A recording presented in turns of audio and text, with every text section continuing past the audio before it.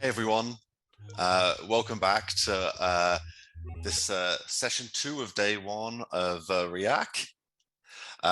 Once again, it's just really great to see so many of you attending, and thanks to Seb for kicking off the conference. Again, a reminder to everybody to please post your questions in Discord, and it helps us for moderators and organizers to have everything in one place, and also everyone to see all the conversation and the questions continuing in that one place as well. So it's my pleasure now to introduce Charlie and Francois from Activision to talk about the task graph render at Activision. So Charlie Birtwistle is a senior principal engineer at Activision Central Tech, where he works on the low-level rendering architecture and APIs that power Activision's games. He started in the industry nearly 20 years ago, working on launch titles for Xbox 360.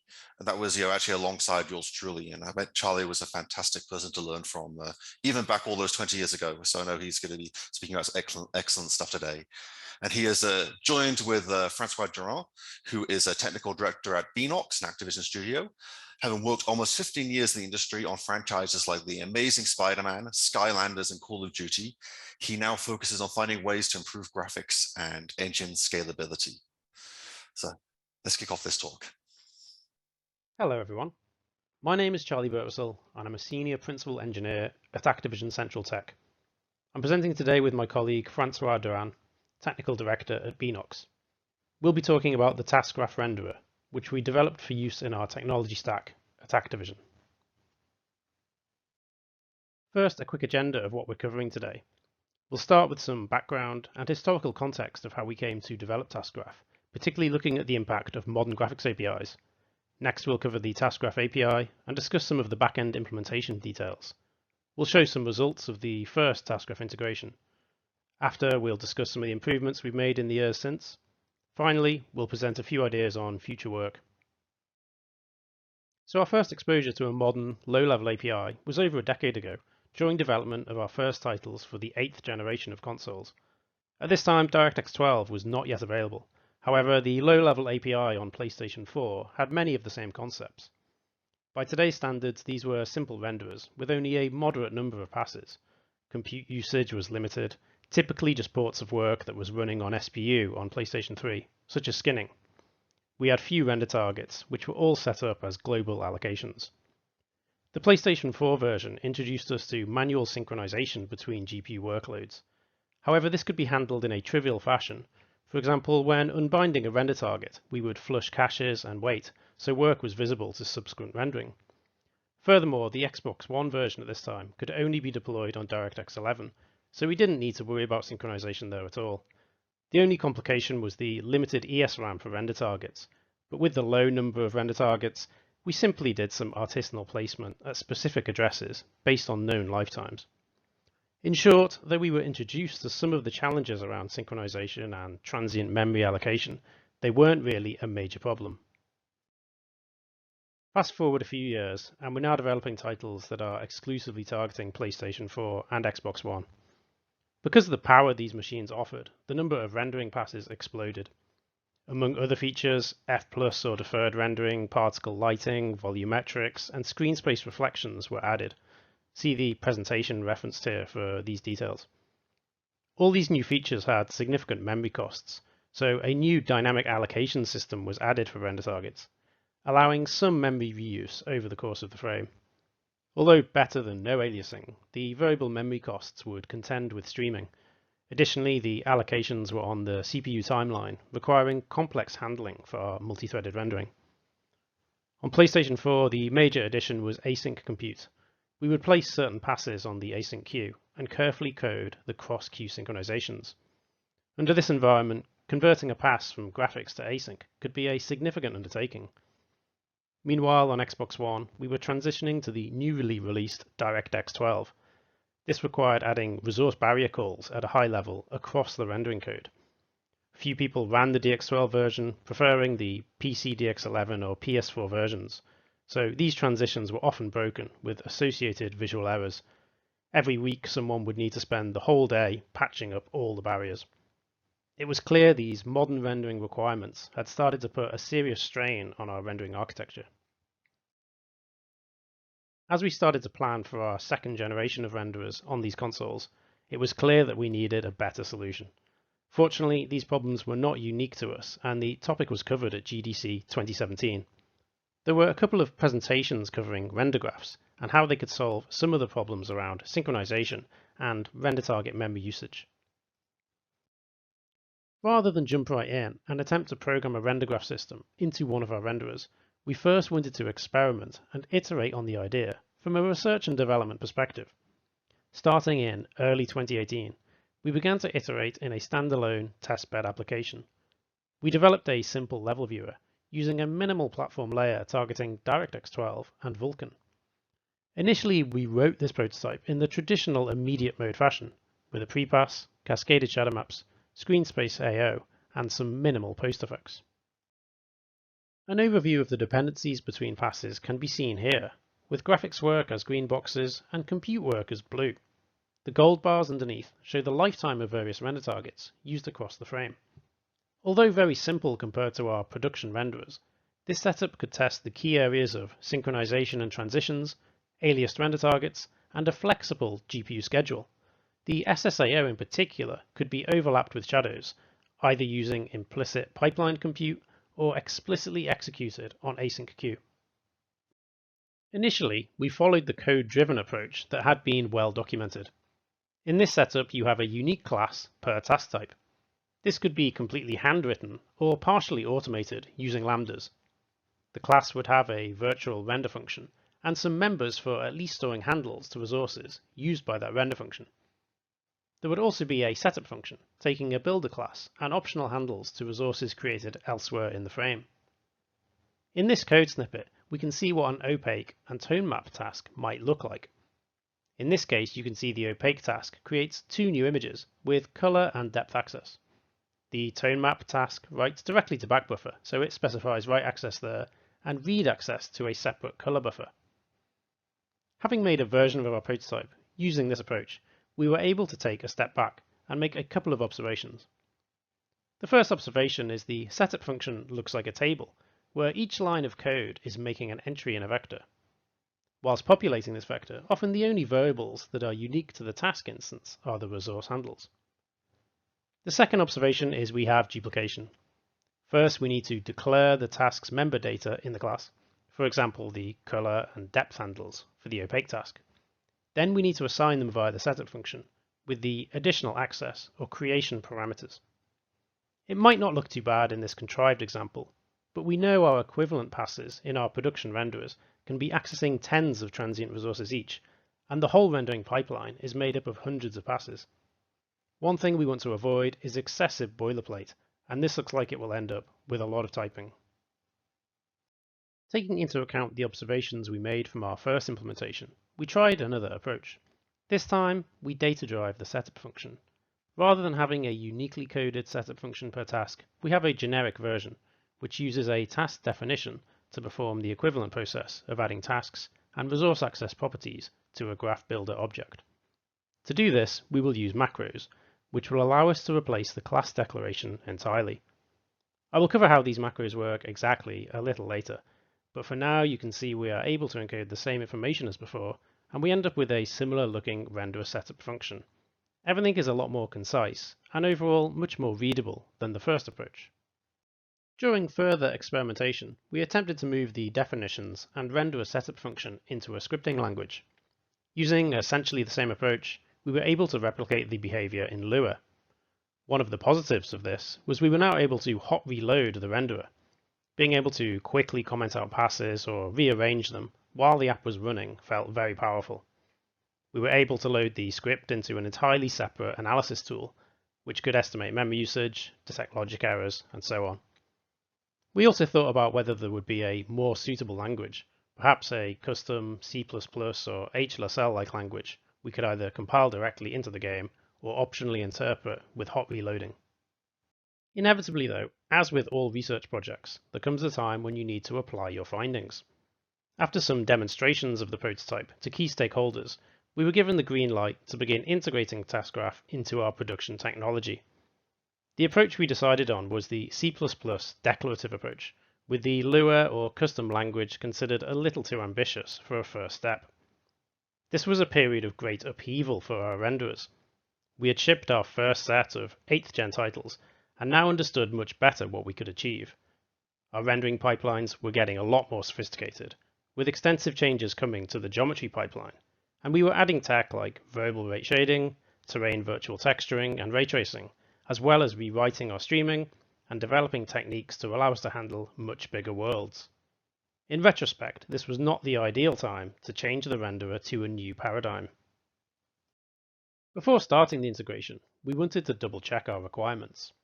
It's all very well having a simple prototype, but when dealing with a full production renderer, there are likely complications and edge cases that need to be handled in the API. We therefore audited the renderer and made sure we could handle everything. We also needed to make sure our API was going to be easily used by the many rendering engineers we have scattered across various time zones, without extensive training. It had to be easy to understand, with a scalable interface and a minimum of boilerplate. We also wanted to handle use cases we never actually tested in our prototype. This includes temporal techniques, optimizations like dynamic scene resolution, and of course split screen. Unlike the prototype, we also needed some conditionality from frame to frame, such as whether to use an expensive depth of field algorithm or not. And of course we wanted to get the standard benefits of a render graph system, and free our engineers from worrying about barriers, resource memory aliasing, or even the final render order of the frame on GPU. As we illustrated in the prototype section, the API has two major components. The first part is the macro-based task definitions. These are available in graphics, compute, copy, and resource types. At the minimum here, there's a pointer to a render function and a list of resource accesses, these being either read-write operations or creation of new resources. There are also additional tags, which don't indicate resource access, but some other property, such as preferring to run this task on async queue for compute tasks. The second part is the setup renderer function, where the actual rendering pipeline is laid out, one task at a time. This is a C++ based domain-specific language, using keywords created by the definitions. It specifies how resources and tasks are combined to create the overall rendering pipeline. This setup function is typically invoked just once during level loading. More detail on that a little later. Let's cover each of these in a little more detail with an example. Here we have a task definition for calculating sun shadow visibility in screen space. As can be seen in this snippet, we have begin-end tags and a list of the resources created or used by the task. Under the hood, this macro serves three key purposes. Firstly, it fills out an array of resource access or creation data. This is the task definition. Secondly, by processing the macro again, it fills out a C-struct of resource handles. This will be used directly by the rendering functions. And thirdly, it creates a variadic template that allows the task to be used like a function call in the domain-specific language. In this example, we're creating two new render targets. The create variant of the color target tag means we can specify the resource description directly in the tag. Rather than use a hard-coded size, in this case we're specifying the width and height with the special value relative param. This means the dimensions will be determined by the size of the resources passed to the task. Next, we have 4 texture reads of resources created elsewhere in the frame. Finally, there's a conditional function, which means that on a per frame basis, this task might be enabled or disabled. More info on that a little later. In order to use this task in the renderer, we need to instantiate it. We do that using the C++ domain-specific language we showed earlier. Here you can see we're using generate sun visibility like a function call with a list of parameters. If you look carefully, you can see the small c added before generate. This is the variadic template created by the macro. Internally, it builds a stack of parameters by stripping them off, then passes the result to a data-driven setup function, along with the corresponding task definition data. These parameters are all passed by reference, so we can modify them if necessary. In this case, sunVisMask and sunTransMask are both invalid handles and are initialized by the task call. The other key thing to note here is that the usage of this task is conditional, based on the graph constants that are passed to the function. If sun shadows are disabled for this level, we skip the task call completely. Instead, we assign the handles with a null resource.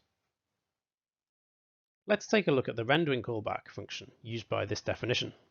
Here we can see the function has the same name as the task, so the name specified in the begin task macro is the rendering function itself. The other interesting point is we can use the generateSunVisibility struct for accessing the parameters that were passed to the task. In this example, we call a separate internal function, passing the parameters using the struct. During initial integration of TaskGraph, this allowed us to share most of the rendering code between the traditional and TaskGraph renderer. Here we have an extended example showing a complete depth of field algorithm implemented in the DSL. For clarity, we implement this in its own function, which helps show that the algorithm as a whole takes these 4 render targets. All other resources are internal to the algorithm and are not used elsewhere in the frame. I won't describe what all these passes do. The point is this is a common approach, where many techniques are themselves implemented by a large number of tasks and intermediate resources. Now we'll cover a few specific features of the API that allow us to handle common use cases. Temple resources are extremely common in modern renderers, so we added support for these as first-class objects in the API. The system itself will handle the per-frame rotation and null out previous frame handles in the case of a camera cut, for example. This vastly simplifies what used to be a very manual process. Another important feature is being able to pass arbitrary values from the setup function into the definitions.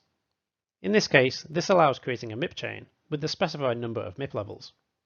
Often there are resource setup parameters that are data-driven at runtime, so it's not always suitable to hard-code the definition. Another example here would be shadow map size. On PC, there are likely many graphics options settings for the sizing of the shadow cascades. Another important feature here is being able to dereference sub-resources from the resource handles. In this case, we're downsampling the scene color render target into a MIP chain render target. Lastly, on the front-end API, another key feature is being able to pass around null resources. Depending on graphics settings, passes or entire pipelines might be completely disabled. In this case, we set any associated resource handles to null. This means we can use Uber definitions and just pass null handles for the optional resources. In this case, we have a task that can use up to 3 render targets at the same time. Depending on a subsurface scatter option, we either pass 1 or 3 valid render targets to the task. This means we don't need to duplicate task definitions to handle permutations of enabled options. I'll now cover a few details of the backend implementation and how we go from the rendering code written in our DSL to recording command buffers during rendering. So we have a build process consisting of 2 main parts, a heavyweight part that happens on level load and a lightweight part that happens per frame. At level load time, we execute the renderer setup function with graph constants from that level's config file combined with per platform settings. These constants are for graphics options that are fixed for the duration of the level. This could be something like whether we have sun shadows or the water system enabled. You can imagine, for example, an underground bunker level might not need sun shadows. These parameters could also be specific quality settings, such as boosting the capacity of a GPU particle system for a snowy level that relies heavily on particles. After we've executed this function, we have a list of tasks and resources.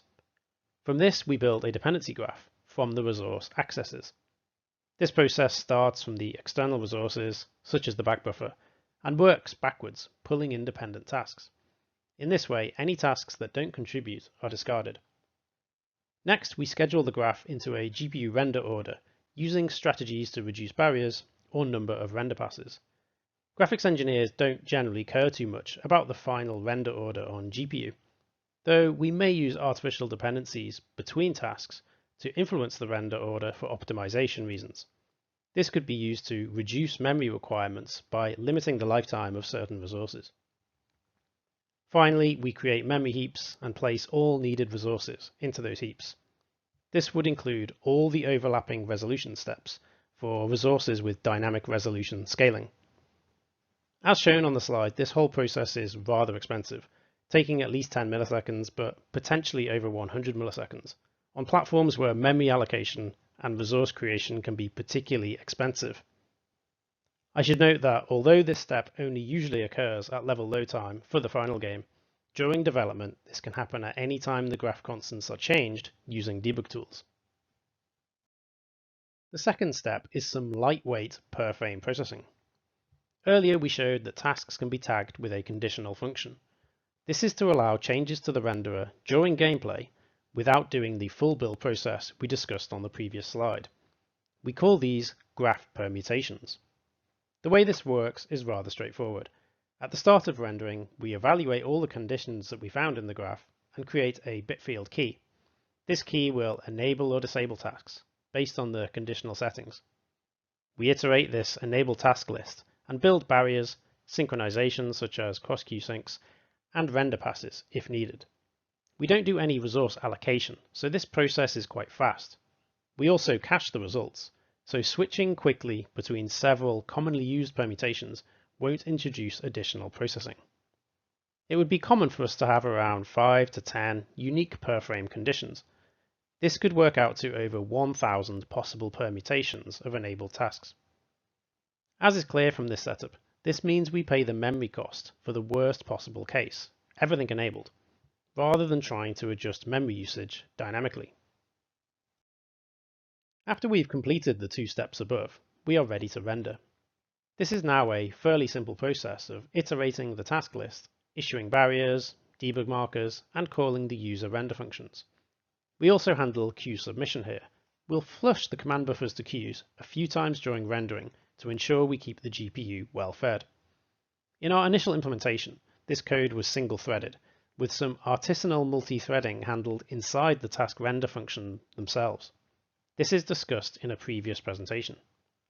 We then moved to also recording async queue tasks in a separate thread, before later moving to a full multi-threading system where we split the tasks between all available cores. More detail on that later. I'll now discuss some initial results when we first deployed this system around 2019. At this time, while we assessed our results, we were able to switch between the traditional immediate mode renderer and the new task graph renderer dynamically at runtime. The graphic here shows a dependency graph and a heap view of the transient resource memory over the frame. The dependency graph is showing graphics work in green, compute in yellow, and async compute in blue. From the heap view, you can see we are getting some reasonable memory use over the frame. Improved memory usage was the most obvious benefit, with an average saving of 100 megabytes, but up to 500 megabytes saved, depending on platform and settings. On Xbox, we were able to improve our ESRAM usage, partially because we now supported tiled allocations and split ESRAM DDR allocs. These weren't supported by the traditional renderer. Performance results were more modest, with a small but welcome 25% CPU render time improvement. On the GPU side, performance was initially similar, with reduced barriers giving us only a minor win. Later, however, we were able to do some advanced optimizations, such as scheduling 2 independent GPU pipelines in an interleaved fashion. This resulted in fewer total barriers and improved overlap of GPU workloads. Besides memory and performance improvements, the most important benefit was graphics engineer productivity by improving usability and scalability. The traditional renderer was around 6,000 lines of glue code, scattered around 30 files in an ad hoc fashion. This didn't include actual drawing and dispatch code, but just the setup code in between. This was replaced by around 1,500 lines of task graph definitions and the renderer setup function. This gave a high-level view of the render pipeline in a single place for the first time. You could read through the frame from top to bottom and see how resources were flowing from task to task. Previously, it was difficult to follow the renderer, as resources were often stored in globals and accessed randomly. This also solved the long-standing problem of split screen. Many graphics techniques would be written without considering split screen, such as storing a previous frame render target in a single global. Obviously, when we're rendering 2 views per frame, the previous render target would be from the other player's view, causing visual errors. TaskGraph was able to understand split screen at a system level and increase the number of temporal resources, so every view gets their own unique copy. Graphics engineers no longer needed to worry about it. In terms of scalability, one problem we used to have was managing the myriad graphics options on PC. In the traditional renderer, this resulted in cyclomatic complexity, and it was almost impossible to test every path. Often, certain combinations of options would result in obscure errors, particularly around memory allocation and barriers. In the new task graph renderer, the compiler would always generate the correct memory layout and barriers for any setup. I'll now cover a few improvements we've made to task graph since its initial deployment in 2019. The improvements have been made in 4 main areas. Iterative optimizations, particularly around resource memory allocation, have been made constantly. We've also added new platforms and APIs. We initially supported PC DX12 and Gen 8 consoles. We've since added PC Vulkan, Gen 9, and mobile. We've developed tools to allow real-time debugging and introspection of the task graph. And as we mentioned earlier, we've added full multi-threading at a system level, replacing the user-level multi-threading we started with. For iterative optimizations, we've made many of these, though one which particularly helped us was temporal resource aliasing. As mentioned previously, we treat temporal resources as a first-class concept in task graph. So along with width, height, format, and so on, you would also specify the number of temporal layers. The idea with temporal resource aliasing is we can place frame transient resources into the unused part of the current temporal layer. If you think of something like SMAA, you need a temporal resource with 2 layers. We can take advantage of the fact that the current frame's layer is not needed until late in the frame, and place other transients into this gap. Of course, the current will become the previous on the next frame, so we need to rotate the transients each frame into the current gap. The 2 graphics here show the heap layout of temporal resources and transients, and how we ping-pong between 2 layouts. If we had resources with 3, 4, or more layers, we'd equally have 3, 4, or more layouts that we cycle between. This saved us many tens of megabytes, and was especially effective on ultra-high resolution platforms. In terms of new platforms, we've of course added Gen 9 console, but this isn't especially interesting as we already had a high-spec PC version. More interesting is mobile, as this represents a quite different architecture and vastly reduced performance levels even compared to our minimum spec PC. One major difference to PC and console is we changed the scheduling algorithm of task graph to prefer placing render pass compatible tasks consecutively. This allows the renderer to batch many tasks into a single render pass at the API level.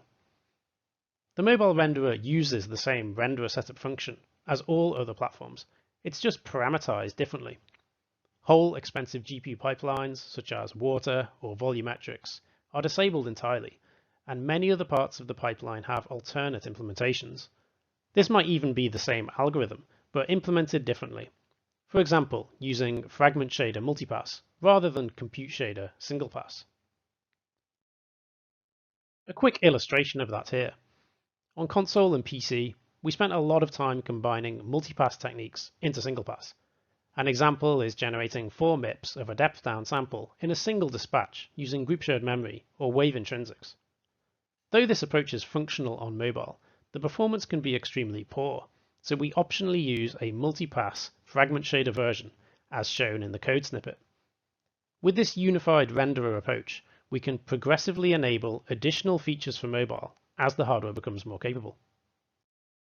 The last topic I'll cover briefly before handing over is the debugging tools we've integrated in-game. One of the advantages of a system like this is the huge amount of metadata it provides, as well as simple hook points in the renderer, so we can create rich debugging tools. The main tool we have here is the task graph debug UI.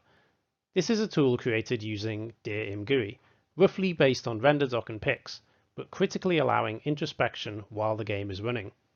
The tool supports viewing heap memory layouts, viewing draws and dispatches, and capturing render targets and buffers during rendering.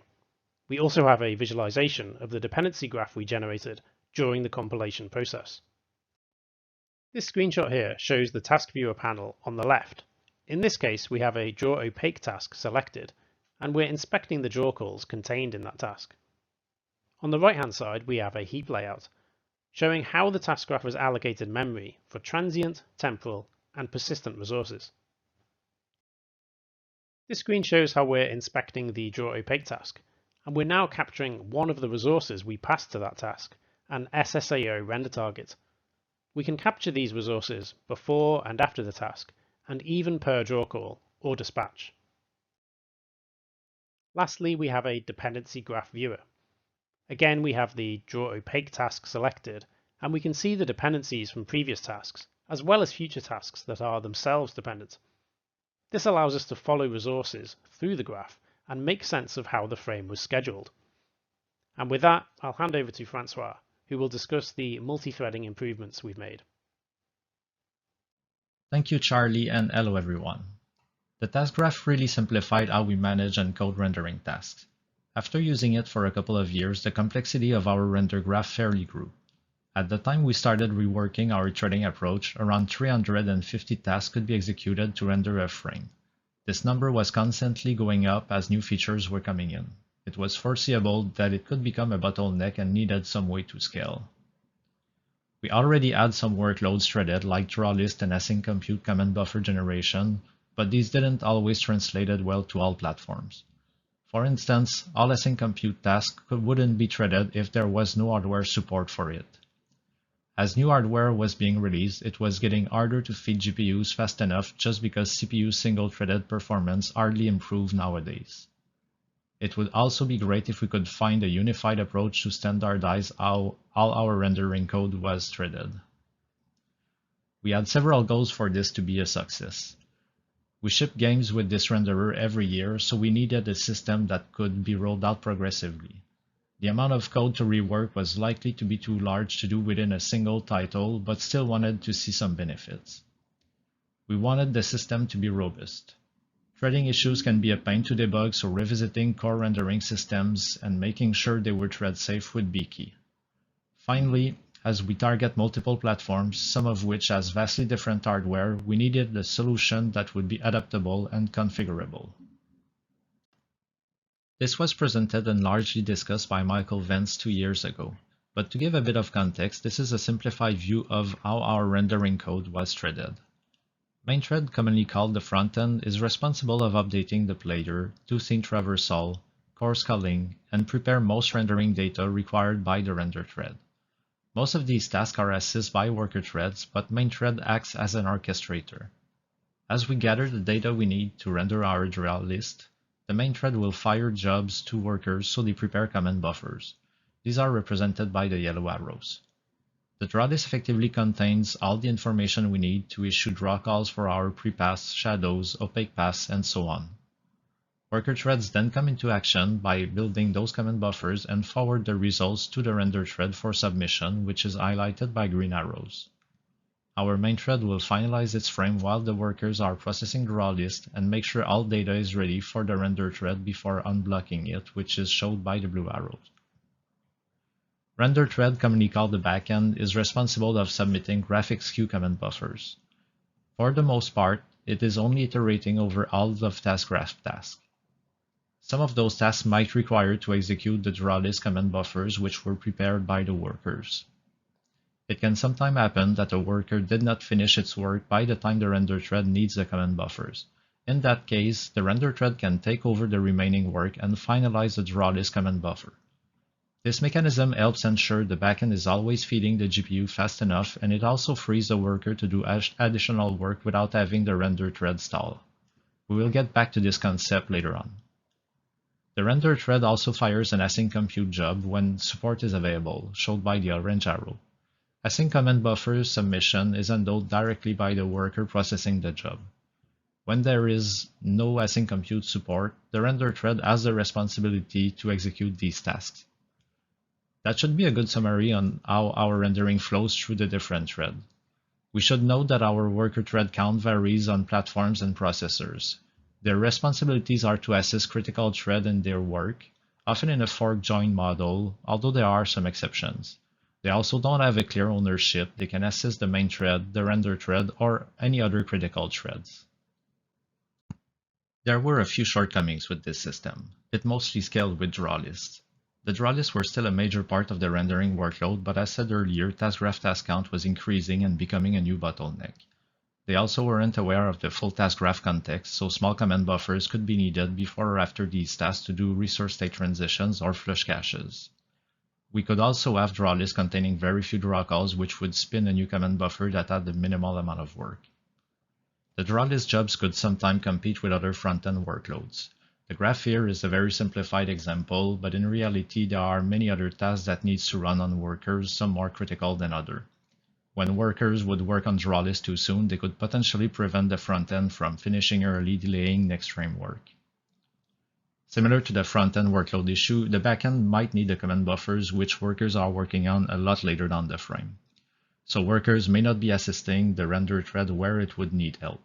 For instance, the render thread could have benefited from having been assisted by a worker thread on a heavy task to submit work to GPU faster. It wasn't a common cause of GPU bubbles, but on lower spec hardware it could still occur. Finally, to have more predictable granularity, longer draw lists like prepass and opaque pass would rely on splitting their workloads across multiple jobs, generating several command buffers. This approach wasn't viable on tile-based deferred rendering hardware as it would incur a performance penalty. The proposed change was to move back responsibility to the render thread to issue worker jobs that would allow to execute task graph tasks as well. Render thread would issue these jobs in the GPU's expected order to make sure workers would work on upcoming needed render commands. This would also prevent jobs from hogging on precious worker thread CPU time at inopportune moments. Task graph job responsibility would be to record command buffers for a batch of tasks. Their command buffer would be forwarded to the render thread for GPU submission, just like draw list command buffers as shown with green arrows. The draw list could still be processed like they did before, but they could also be processed as a part of a task batch. This would also be useful to do A/B testing or profiling and roll out the new system progressively. The granularity of the task of a batch would be controlled by the backend, scaling on hardware needs, worker count, or architecture. So in the end, the render thread would simply be offloading part of its work to workers, and they would progress in tandem to render a frame. Such a change meant that we would need to go over all rendering code and annotate tasks which were thread safe or modify them so they are. Prior to that, tasks could just assume that it would be executed in a specific order on the CPU timeline caused by dependencies between them. This wouldn't be the case anymore, so data dependencies needed to be reworked and moved out of the render thread timeline. That would make tasks thread safe, and they could afterward be processed in any order on the CPU timeline. To implement this, we added a preprocessing step which would build work queues. A work queue simply represents a hardware queue and the list of tasks it needs to execute. We then assign the thread responsible of overseeing the work queue task and execution. For instance, our graphic queue is owned by our render thread, but async compute queue by a worker thread. These are the threads that will actually be responsible of submitting command buffers for those queues. Work queues are then split further into batches of tasks. These batches are tagged as thread safe or not depending on the task they contain. This determines whether or not a worker thread can assist the one owning the work queue.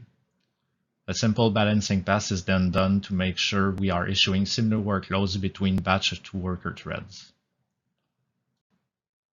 Once we sorted out all of our batches and the thread they are safe to run on, the render thread issues all jobs to workers. The jobs are issued in the order the GPU expects them and therefore ensure we are working on what is needed next. While the workers are executing tasks, the render thread will execute those which are indeed thread safe and ensuring that data dependencies between tasks can still be fulfilled. As we remove those dependencies, we would annotate the task to mark it as thread safe and it could be processed and batched on a worker. Finally, as the workers finish the jobs, the queue owner submits the command buffers prepared by the workers once the time is right. So this all sounds good in theory, but what happens if workers are too busy to process batches in time? This could certainly happen if a batch takes too long to finish or if workers are already too busy to even be able to start processing a batch. Even more predictably, the render thread can submit command buffers pretty fast, likely faster than workers can process task batch. This means the render thread will likely catch up on worker at some point, so what should we do? We could stall the render thread and wait on the worker to finish. This would lose, however, precious CPU cycles we certainly don't want to waste. Many platforms are searching for more free cycles. Maybe we could have the render thread assist workers. We would at least make forward progress, but still there's always a question of how long can we afford to do additional work before the GPU ends up bubbling. A trickier approach would be to have the render thread preempt a worker thread and take over the remaining work. This certainly has many implications on when we can preempt, like right in the middle of a task or just between tasks. It certainly would increase overall code complexity depending on when we want preemption to occur. There is also another case that can happen. Our workers can run out of rendering resources. By rendering resources, I mean all the data that we need to allocate and set up to issue our rendering calls. It can be constant buffers, descriptors, command buffer itself, or any other kind of data which is filled as we need to issue draw calls or dispatches. To understand why this is a concern, we should refer once again to Michael Vent's prior presentation of our renderer. Our rendering resource allocations are static and will not be reallocated if we run out of them. We have a finite amount of memory to work with. We have two different allocators for that kind of data. The ring allocator is solely used by the render thread. As it needs to allocate data, it will store it in a ring buffer. As we submit command buffers, used chunks are fenced with the GPU so we can reuse segments that are finished with. This allocator allows the render thread to submit as many draw calls as needed. The worst that can happen is that it will submit outstanding commands and wait for the GPU to be finished with a chunk of memory so it can progress. This is something we make sure and hope will never happen on a live game, but at least it is resilient so we don't crash. The linear allocator is used by worker threads.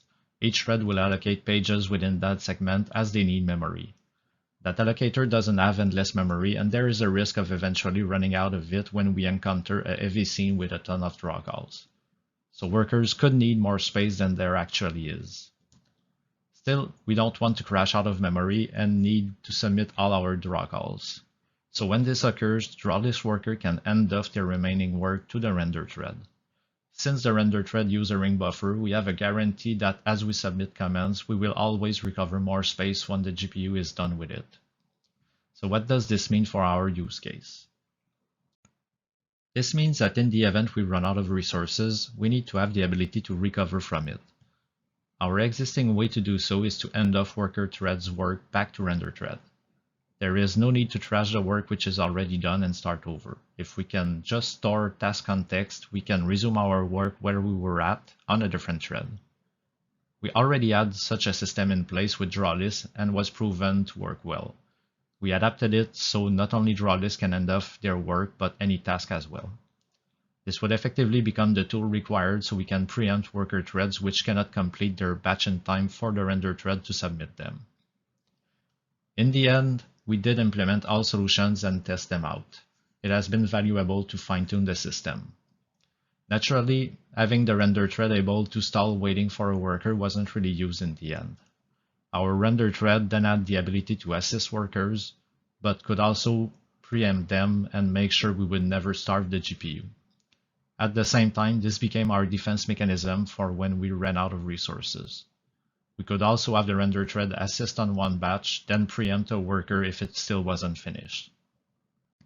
To support preemption or handoff, we needed the ability to store a task execution context. The execution context would contain what the task did process and where it should resume so we can re-execute it on a different thread. We added necessary utilities so coders can add metadata in task definition to easily allocate and access thread-safe data to store execution context. This data is allocated on a per-instance basis as a task can be reused multiple times within a frame graph. So each instance should have its own data to be able to resume properly. User can then, with the help of utility function, retrieve that data to store and load context. We also needed the ability to know when a task will run out of resources.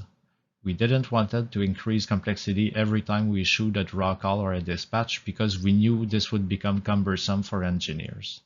We wanted this to be automatic most of the time. So as a task graph execute task, it bears responsibility to ensure we have enough space to progress forward. We reserve enough space in our linear allocator for a good amount of draw calls or dispatches. It really depends on how much consent buffer and comment buffer or descriptor space are needed for those comments. If the task really needs to issue significantly more comments than what the task graph reserved up front, then it becomes the task's responsibility to poll and ensure it has enough space to progress forward. In the event it cannot, it must store its execution context and stop processing.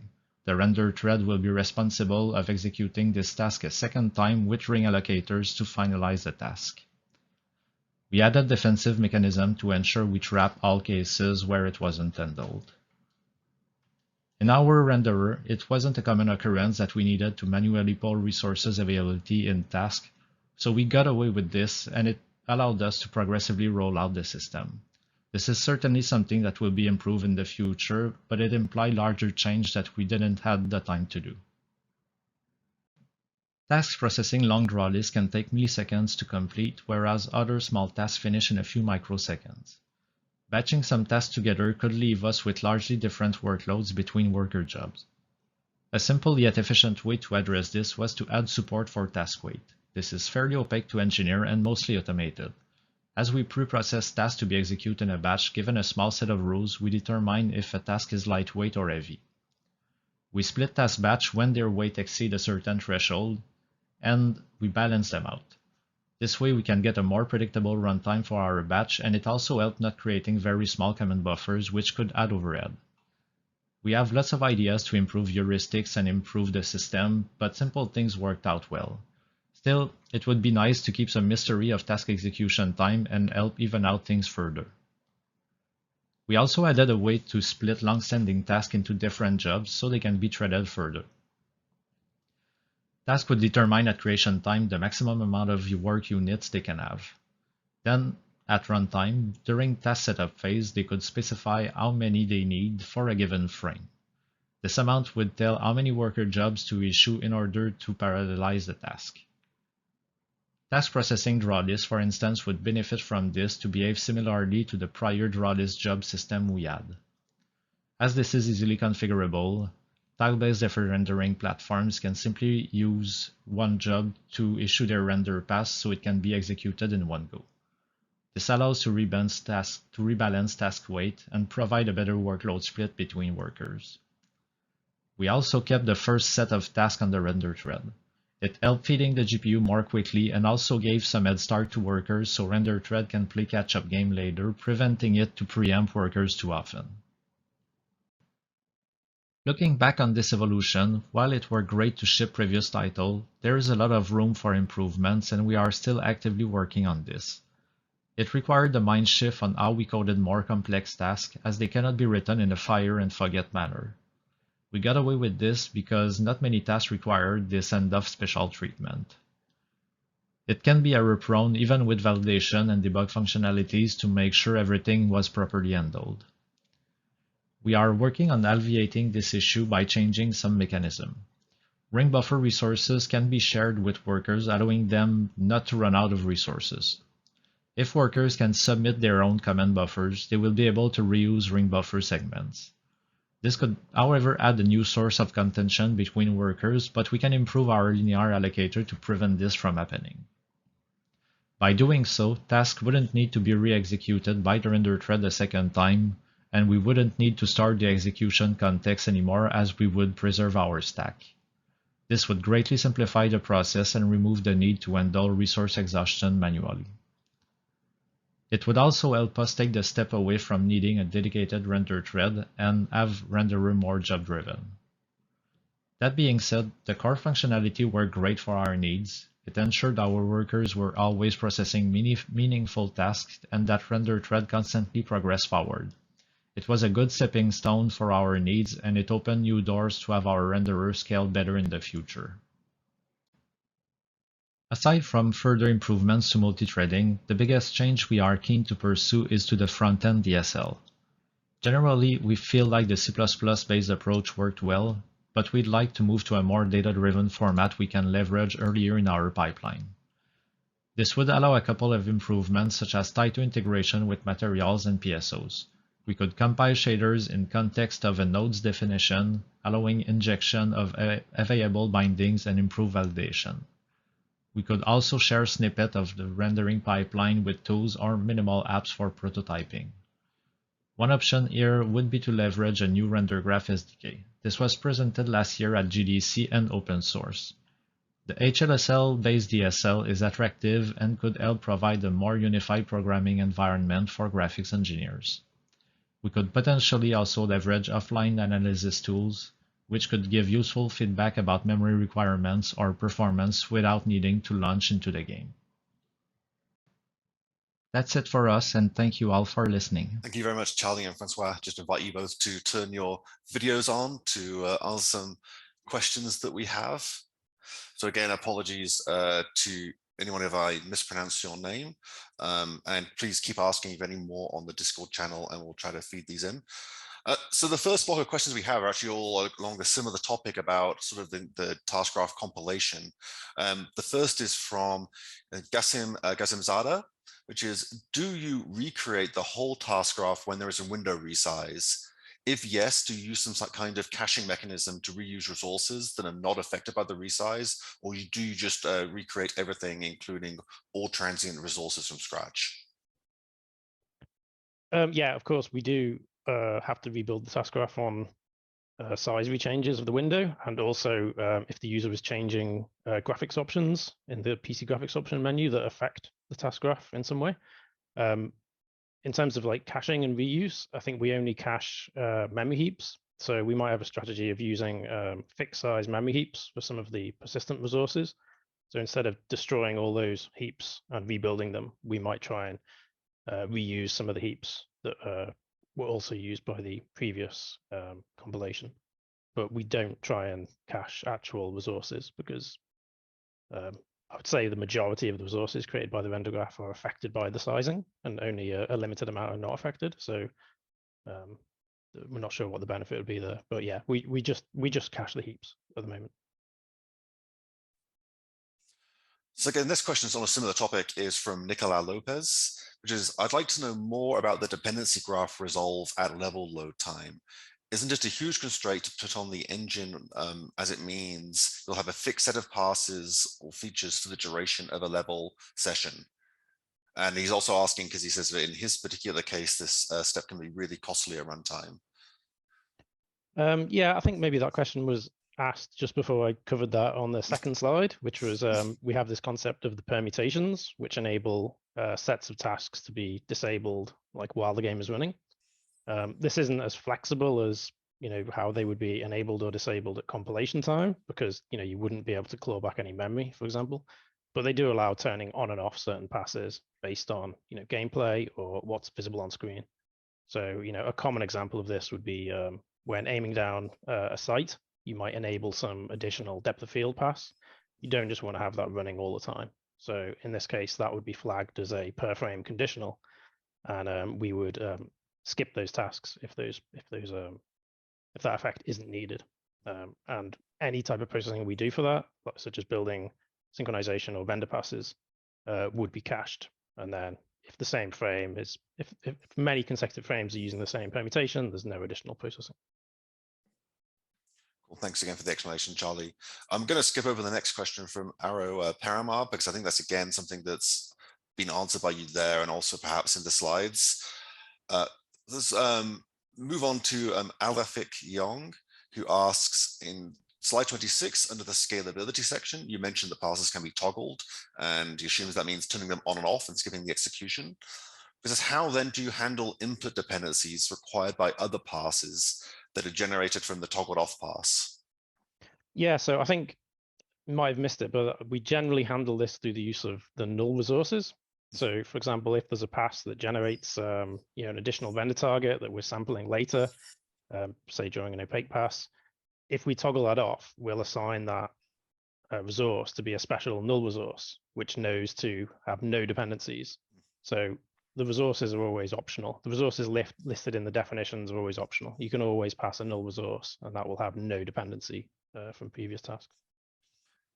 A question actually for myself on this topic about these kind of on and off resources. I was wondering if you've seen any performance penalty at all, like for example, poorer like async compute scheduling or poorer resource transitions from making passes like optional in this thing and not being able to like kind of use the power of the full build at level load time. Yeah, obviously there are some limitations there in terms of if you've got something executing on async, which is accessing a resource, and then you disable it, it's probably still going to cause that resource lifetime to be extended. So you're still paying the full memory cost, like I say. So even if that is a feature that maybe only crops up like for 2 seconds in the level, you might pay that additional memory cost, always. So that is a trade-off that we make with the system. Okay. Moving on to next question I have written down. This is from Roman Sandu. Did you roll out the task graph renderer gradually in existing game as a service titles, or did you fork the engine, rewrite everything, and ship it only in newer titles? It was done during development of a single title and switched during that development, so before that title was launched. But from the perspective of the developers, certainly the art team working on the engine, they saw no change. It was just one day it was the immediate mode renderer, and then the next day it was the task graph renderer. We just flicked a switch, and from the artist's point of view, there was no change. The next question I think is, now we switch to a few questions. I think, well, at least one question on scheduling. So hopefully this is for you, Francois. This is from Jeremy Ong. Can you describe differences, if any, behind the task graph scheduling between platforms and how this is managed in code? So examples might include the more aggressive use of async compute on console versus PC, and the thread and core affinity settings and thread count differences. Yes. Basically, consoles do benefit from async compute, so we do have like a worker thread helping on that. For platforms which doesn't have that, we can basically the backend will do all the work. So for the scheduling, basically we have some mobile platforms or low CPU that won't have that many worker threads which are spawned. So we have the capability to configure the task graph to readjust itself to not use the workers and directly do the stuff on the render thread, or we can turn on the threading system and benefit from the workers. So it's really depending on platforms and how do we detect them. We don't play that much with Affinity. Usually we just let the operating system figure things out.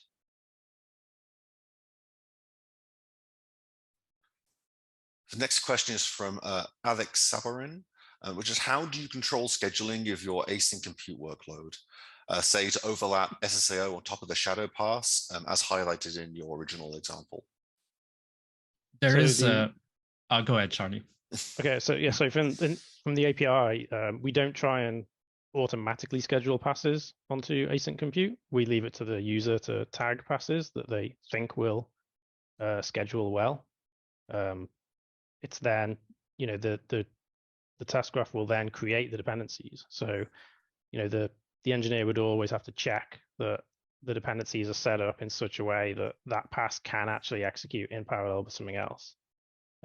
It would be possible to just get a pass and say, okay, tag that async, thinking it's going to run in parallel, but the dependencies might just be a set of tasks with sequential dependencies, in which case you'll see, the graphics queue executing something, then there'll be a cross queue sync onto async, and then that'll execute something, graphics queue will do nothing, and then it'll go back. And obviously in that case, with the way the dependencies were set up, there was no parallelization possible at all.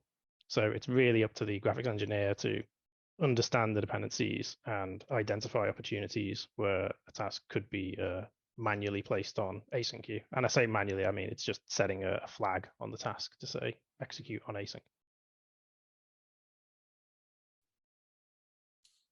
Okay, next question. We've got quite a few coming here, which is great. So we'll probably run for another 5 minutes or so.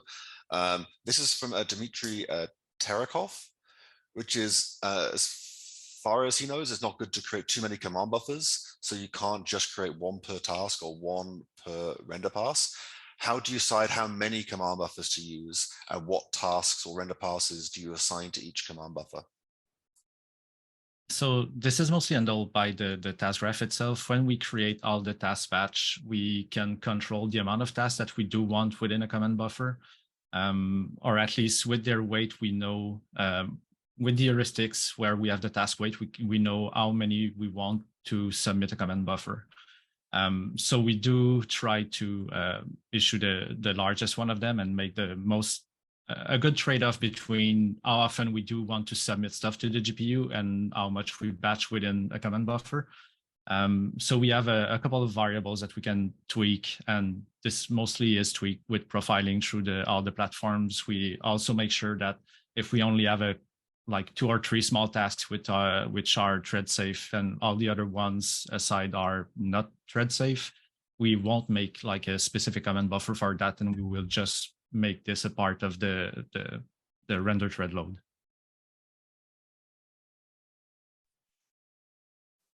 Well, thank you, Francois.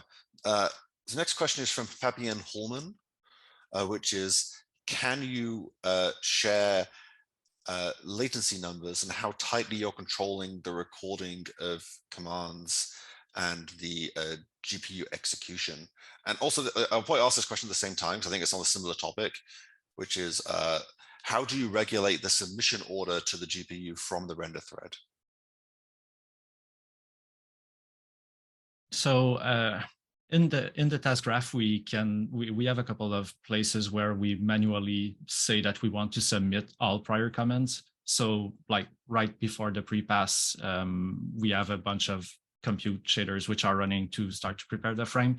And at that time, we basically want to make sure that we submit all the prior work to the GPU before processing our draw pass. And we have a couple of points in the frame where we int the task graph to flush all the outstanding command buffers and make sure that we submit to GPU fast enough.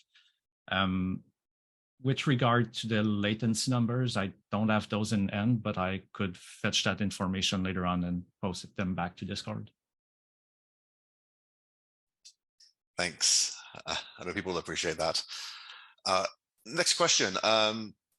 We have from Sebastian Lagarde. Do you handle dynamic conditions based on the presence or absence of certain objects?